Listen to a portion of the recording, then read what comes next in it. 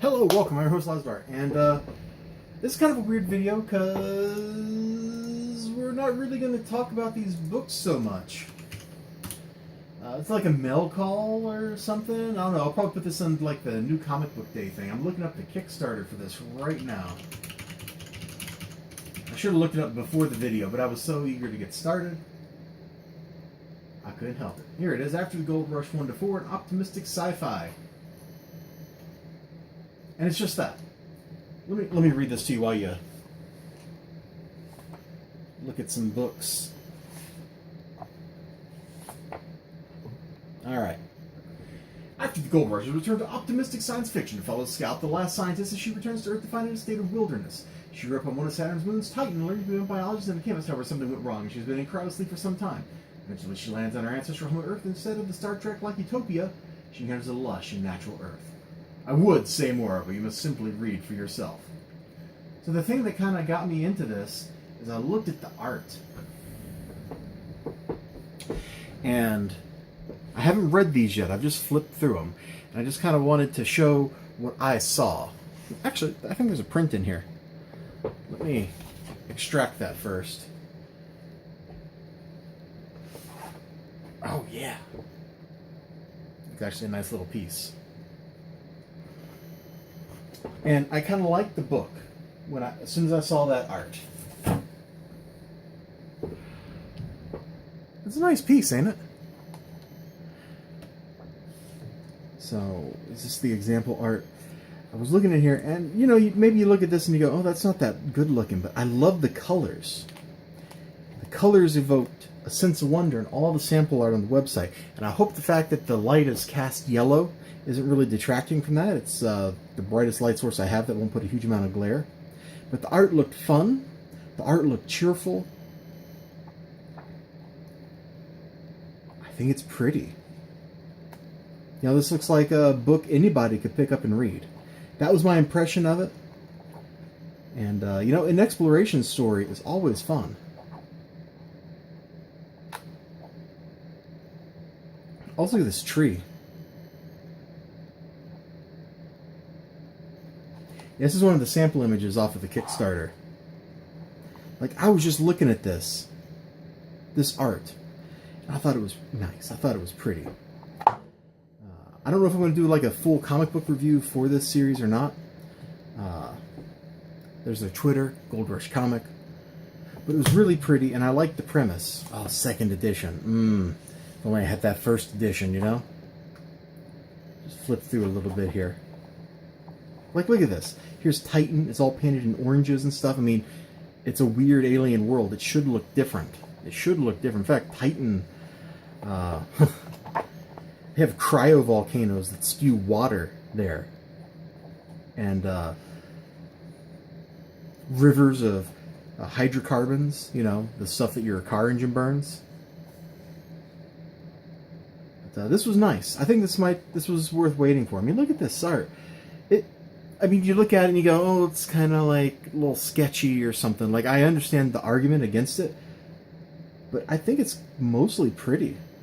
It's a little rushed in some places. Maybe her hair I don't like. But what it lacks in the detail, I think the coloring does a great job of evoking a real sense of beauty, a sense of wonder, a sense of mood, a sense of presence. I'm not going to open that up. I don't want to potentially spoil myself to the end of the story. But I thought it was pretty cool. That was pretty cool. Miles Greb and Isaac LaRussa.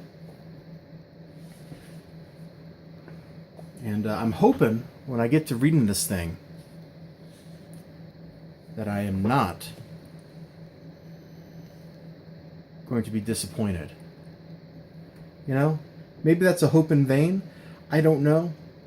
At first glance, I think I got something pretty good out of this. Maybe I'm right. Maybe I'm wrong. Let's go up here. What did I pledge? Woo! I pledged the crazy variant cover lot. So a signed cover of number 1, variant covers of the other ones. Yeah, so apparently I went whole hog into this thing. You know, one of the things about Kickstarters is they all have that, like a video or whatever. I never even watch those most of the time. I just read the description, look at your pictures, and if that looks like something worth supporting, I'll go for it. So I backed this a long time ago. I had to back this, like, I don't know, in June or something. I'm trying to find the date for my login. It wants me to log in. Hold on, where's KeyPass? I don't even know my own logins. That's probably normal. Let's see, backers backed it to bring it to life. Review my pledge. There's no date. Oh wait, here it is. February 19, 2018. They sent out the surveys in September. I don't remember when they promised the books would be done. I really don't. But that's okay. They posted updates to let us know what was going on. And at that point, you know, I knew the book would come, and I wasn't in any rush to get it. I wanted it to come when it was finished, and it is. I think a lot of people that back these things kind of need that sense of perspective. It's not like they were super late, like a year late or something. Like I said, I don't even know what the actual expected due date was supposed to be for this.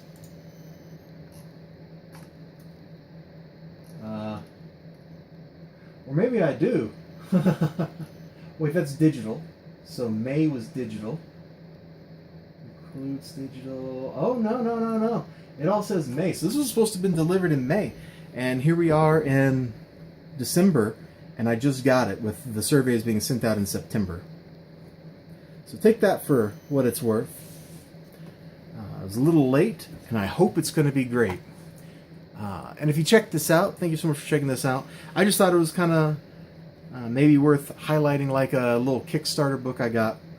I'll have to read these. I got a drawer full of comics right over there that I got to read. I bumped that cable before I'll get to these.